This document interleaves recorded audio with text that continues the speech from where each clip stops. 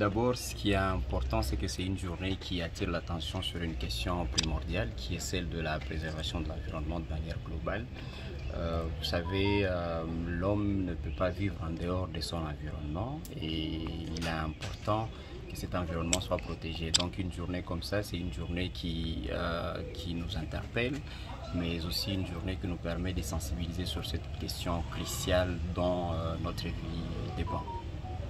Vous savez, la sensibilisation sur les questions environnementales, c'est une question qui concerne tout le monde parce que cet environnement qui est autour de nous, qui nous entoure, notre vie à tous en dépend. Et donc, que ce soit ceux qui se battent, que ce soit les populations, que ce soit nous qui sommes dans la conservation des aires protégées, nous sommes tous concernés par cette question. Et donc, normalement, c'est une question que tout le monde devrait comprendre et à laquelle tout le monde devrait contribuer. Mais justement, nous sommes dans une situation qui rend difficile les efforts de la conservation de l'environnement de manière générale, qui encourage même la destruction de cet environnement. C'est triste, c'est pourquoi nous pensons qu'il est important que malgré la situation que nous traversons, que nous prenions conscience qu'au-delà de la guerre, il y a cette question cruciale de l'environnement qui doit être préservée, que ce soit par les belligérants, que ce soit par les populations qui sont impactées par la guerre, que ce soit par vous les journalistes d'ailleurs, parce qu'on ne peut pas parler de sensibilisation sans impliquer les médias.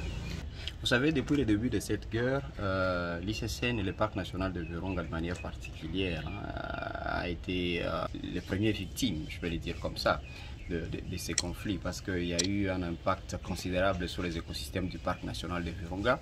Je ne vous informe pas que, par exemple, autour de la ville de Goma, nous avons perdu près de 300 hectares de couverts forestiers du parc national de Virunga, autour de la ville de Goma, notamment dans les secteurs Nyamulagira. Ça, c'est un drame écologique parce que le parc national de Virunga, c'est les premières réserves écologiques que nous avons dans cette province, et la destruction de ces écosystèmes, justement, c'est un danger pour nous, mais aussi pour les générations à venir.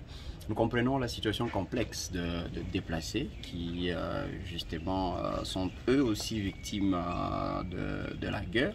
Mais nous pensons qu'il y a lieu de prendre en charge ces déplacés, notamment par tous les acteurs qui sont impliqués dans les questions humanitaires. Et c'est pourquoi il y a un travail de coordination avec toutes ces organisations afin justement de trouver des solutions qui vont minimiser tant soit peu l'impact de cette masse populaire qui s'entasse autour du parc national de Virunga.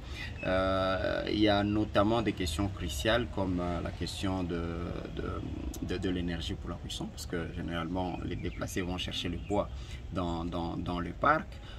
Et nous pensons que cette question peut trouver d'autres solutions à travers d'autres moyens d'énergie pour la cuisine, parce qu'il y a beaucoup d'autres solutions qui sont plutôt durables et plutôt écologiques. C'est vers ces solutions que nous devons aller, mais aussi l'aide en faveur des déplacés doit être accentuée. Le travail que nous avons continué, et ce travail n'a pas concerné que le Mont Goma. Nous avons travaillé sur plusieurs sites, notamment vous parliez du Mont Goma, mais aussi le cimetière désaffecté de litiges. Et donc c'est un travail que nous avons effectué et que nous poursuivons même au-delà de la ville de Goma, parce qu'actuellement le projet s'étend vers le nord de la province, notamment à Beni et Lubero. Il faut dire que l'idée première, c'était d'arriver à planter jusqu'à 1500 hectares d'arbres à travers la province du Nord Kivu de manière générale, et c'est un travail qui a évolué de manière positive. Aujourd'hui nous sommes autour un peu moins de 1000 hectares qui sont déjà plantés, que ce soit à Mongoma, que ce soit à Itige, que ce soit dans le retour autour de Rumangabo où nous avions commencé, ou dans le Beni et Lubero où nous travaillons actuellement. Donc il ne reste que 500 hectares à planter et les équipes sont mobilisées. Nous pensons que d'ici quelques mois, ce travail sera accompli. Et donc ça, c'est aussi une implication du Parc national de Virunga et de l'ICCN dans les questions environnementales. Au-delà de la conservation in situ que nous faisons au quotidien, nous travaillons aussi justement sur cette protection de l'environnement en dehors du parc national de Virunga.